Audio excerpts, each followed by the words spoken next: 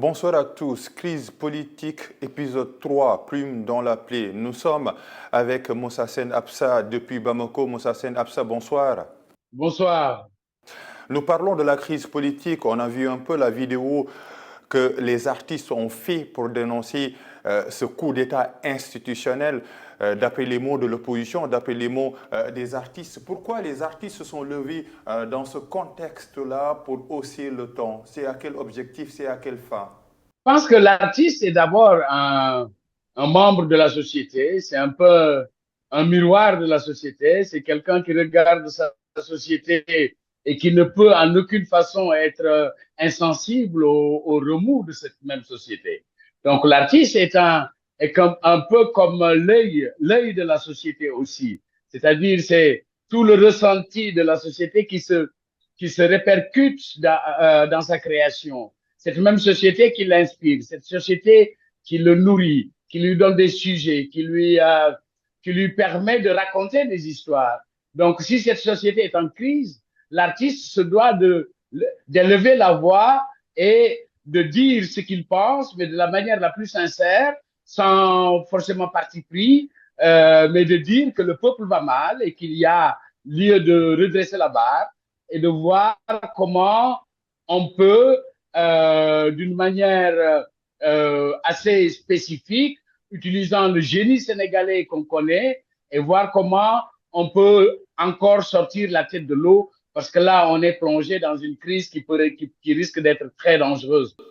Vous êtes cinéaste, acteur, vous aviez l'habitude d'écrire des scénarios. Ce scénario-là, vous l'aviez imaginé au Sénégal? À vrai dire, jamais, même dans mes pires cauchemars, je n'avais imaginé que le Sénégal vivrait une période où, à 10 heures de l'élection présidentielle, le président de la République annule tout le processus. Je ne pouvais pas m'imaginer, même dans les pires cauchemars, que autant de jeunes sont sortis en prison mais ça fait une image terrible qui a traversé le monde, de voir tous ces jeunes sortir de ces prisons, déclamant des récits terribles, où il mentionne des cas de torture, des assassinats. Et moi, je ne pouvais, même dans mes pires cauchemars, je ne pouvais imaginer mon pays dans cet état-là. Quand ça s'est passé, je me suis dit, qu'est-ce qui nous arrive? Qu'est-ce qui arrive à cette société que Senghor appelait le Sénégal est un pays de dialogue? C'est un pays où il fait bon vivre. Cette grande tradition de la teranga qui nous a valu les félicitations du monde entier, où on avait une image formidable et qu'on bombait le torse et on faisait le dos rond à chaque fois qu'on se retrouvait sur l'international et qu'on se disait sénégalais. Donc, cette image-là, pour moi, c'est la plus grande douleur que j'ai de voir cette image ternie. Ternie pour des agendas qui ne sont pas des agendas qui permettent à la société de grandir et de se voir comme une nation mûre, une nation de paix, de joie et de prospérité. Vous parliez tout à l'heure de dialogue. Il y a eu un dialogue à Diamniadio. Vous y croyez, ce dialogue-là qui s'est achevé ce mardi? Sincèrement, non. Sincèrement. Parce que je pense que le moment du dialogue, il y a un moment de dialogue. Le dialogue dépend d'un moment spécifique. Je crois que le moment du dialogue, c'était le moment avant de repousser les élections. C'est là où il fallait instaurer un dialogue, discuter avec les candidats qui étaient retenus, leur donner les raisons et les motivations qui ont poussé le dialogue au report. Mais c'est pas après que le coup soit parti qu'on se remette avec des personnes qui n'ont pas grand-chose à voir avec le processus, parce que le Conseil constitutionnel a déjà validé des candidats. Donc les dés sont déjà jetés. Le dialogue devait se faire avec des partenaires qui sont impliqués directement dans le jeu politique, mais pas avec des personnes qui ne représentent en fait qu'eux-mêmes, qu'elles-mêmes. Ce ne sont pas des acteurs politiques de premier plan. On ne peut pas dialoguer dans un pays en crise en oubliant la plus grande frange de l'opposition. On ne peut pas dialoguer aussi quand des leaders de l'opposition ou des candidats sont en prison. On ne peut pas dialoguer quand le climat social est très délétère, quand personne n'a plus, il y a une rupture de confiance. On dialogue parce qu'il y a une confiance qui est déjà établie. Mais s'il n'y a pas de confiance, il ne peut pas y avoir de dialogue. Et de ce dialogue doit naître un consensus sur la date de l'élection présidentielle. Va-t-on vers une impasse aujourd'hui? Ce serait terrible pour le président Macky Sall de laisser le pays dans une impasse. Parce qu'on ne lui a pas laissé le pays dans une impasse. On lui a laissé un pays prospère, un pays en paix, un pays où il faisait bon vivre, où il y avait un enthousiasme autour de sa personne, autour de ses idées. Moi, j'avais voté pour lui, mais je ne m'attendais pas du tout à ce qu'il me laisse mon pays dans cet état-là.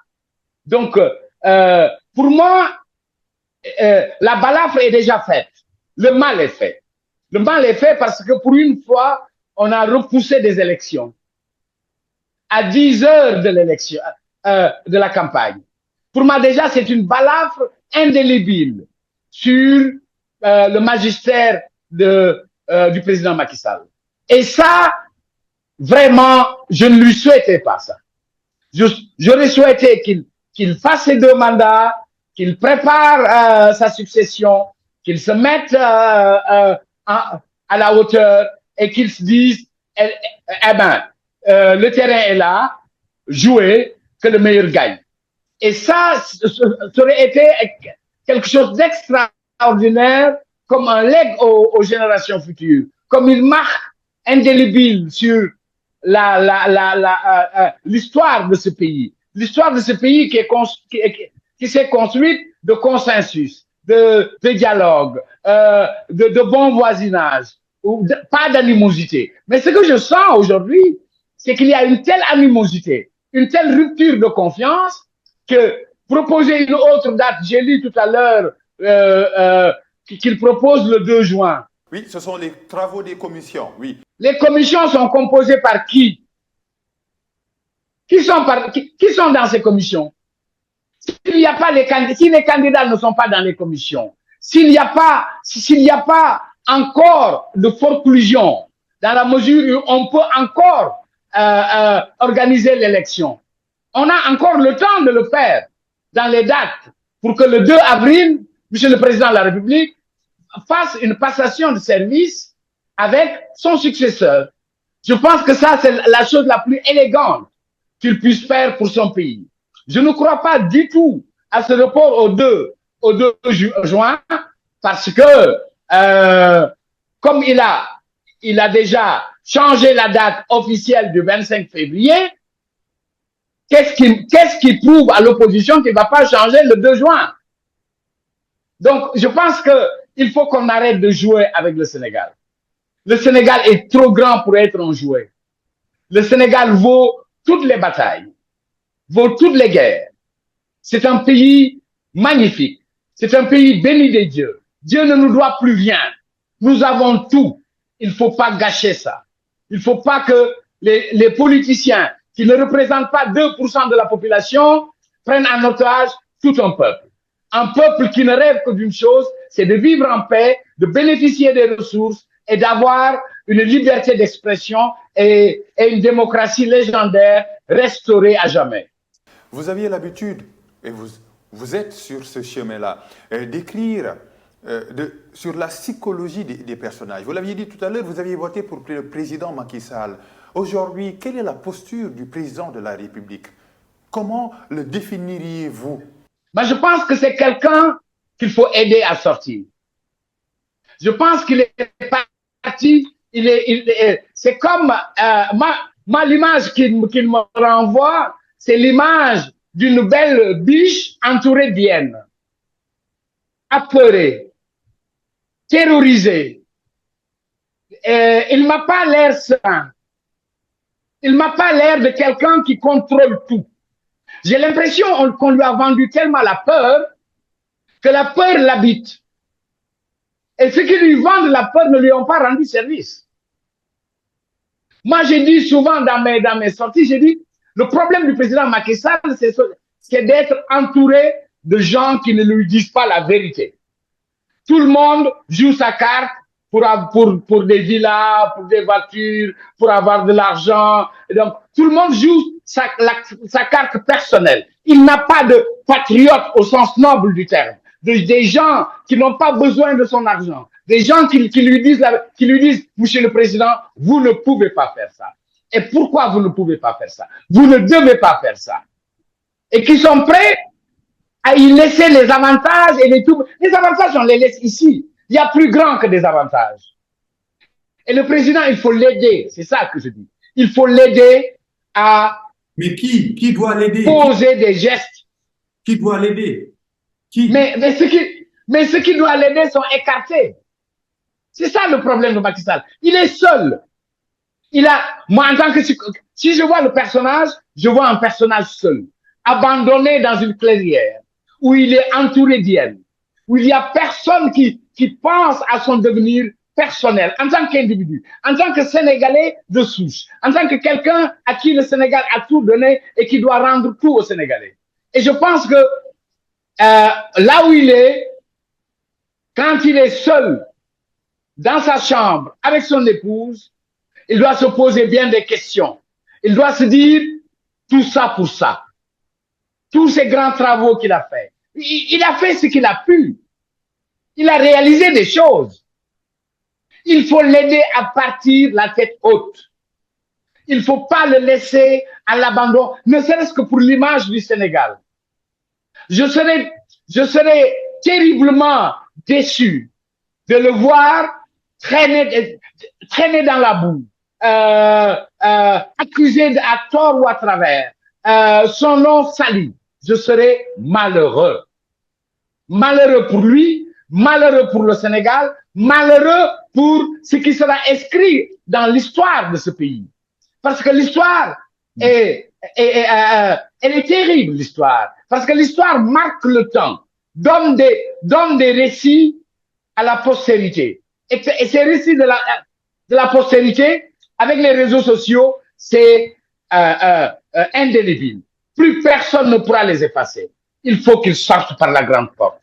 Il faut qu'ils se ressaisissent. Il faut qu'ils se disent, on arrête le jeu, on arrête de jouer, on se met au service du pays et qu'il ait la magnanimité de demander pardon. Demander pardon à qui? Demander pardon à qui? Demander pardon au peuple. Parce que, quand même, on a vu des nervis tirer à bout portant sur des jeunes. On a vu et je suis sûr que ce ne sont pas des images qui lui font plaisir.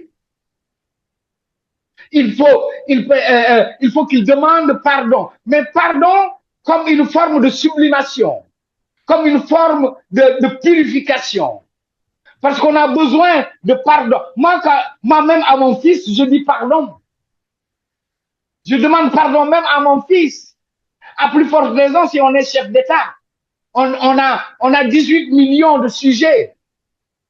Et peut-être beaucoup de choses qui se sont faites n'ont pas été avec son aval. Parce qu'un État, c'est complexe. Il y a trop d'intérêts. Il y a trop de courtisans autour du président de la République. C'est ça la vérité. Il a trop de courtisans. Il n'a pas de personnes qui ont la parole d'honneur chevillée au corps. Il n'a pas autour de lui des gens de bien. Des gens de bien, simplement. Moi, quand je vois des personnages que je ne vais pas citer, je vais les citer. Quand je vois quelqu'un comme El Hadji Diouf, quand je vois quelqu'un comme Khalifa Ahmed Niass là, quand je vois des jeunes comme Abdou Mbow, quand je vois des Massali, mais je me dis, mais le président n'a que ça autour de lui. Avec tout ce que le Sénégal comporte de personnes intelligentes, il ne peut pas s'entourer d'identités remarquables qui pourraient rehausser l'image du pays et l'aider à construire ce pays. Et ça lui a manqué. Ça lui a manqué des identités remarquables qui n'ont pas besoin de son argent. Des gens qui ne pensent pas à s'enrichir parce qu'ils sont à côté de lui. Et je lui ai écrit une lettre, moi, pour lui dire que j'aurais aimé vous rencontrer pour vous parler. Pas pour avoir un poste, parce que moi, le poste que j'ai est plus intéressant que n'importe quel poste qu'il peut m'offrir. J'ai pas besoin de son argent parce que je me contente de moi, ce que je gagne honnêtement. Et c'est ça qui lui a manqué. Et je pense qu'il n'est pas trop tard. Je pense qu'il faut écouter des personnes comme Ali Tine. Il faut qu'il s'approche des gens comme Baba Wane. On finit, Moussa Sen Absa, sur le projet de loi d'amnistie. Vous parliez tout à l'heure de pardon. Ça cache quoi, selon vous, ce projet d'amnistie générale qui doit être sur la table du Conseil des ministres ce mercredi? Moi, je pense qu'on ne peut pas amnistier des crimes de sang. Je crois que, autant j'ai fait un film sur l'affaire Sey, et dans lequel je dis que je ne suis pas pour l'amnistie. On ne peut pas tuer des jeunes à la fleur de l'âge, comme ça, à bout portant, et effacer ça. Les coupables doivent être punis. Et ça, c'est mon point de vue. Le pardon, c'est pour des délits de moindre importance. Mais quand le sang d'un Sénégalais a coulé, ce n'est pas bien pour la société parce qu'on a tendance à répéter les mêmes choses. Parce qu'on a été amnistié, donc c'est pas grave, on peut encore refaire. Mais il faut marquer le coup. Il faut marquer le coup, il faut dire aux Sénégalais que le sang du Sénégalais est un sang sacré. On ne peut pas, à bout portant, tuer des gens. On ne peut pas torturer des Sénégalais. On ne peut pas les humilier parce que chaque Sénégalais est une pièce maîtresse de ce peuple. Il y a des dossiers, il faut les étudier, il faut voir, situer les responsabilités et punir ceux qui ont eu l'outrecuidance et la volonté terrible de pointer une arme sur le peuple sénégalais. Ça, je ne le pardonnerai à personne. Ce qui se passe au Sénégal, ça inspire quel titre de film ou de cinéma? Ah, c'est comme la chute d'Icare. C'est vraiment Icare. On pensait qu'on pouvait voler, mais c'était un mauvais rêve.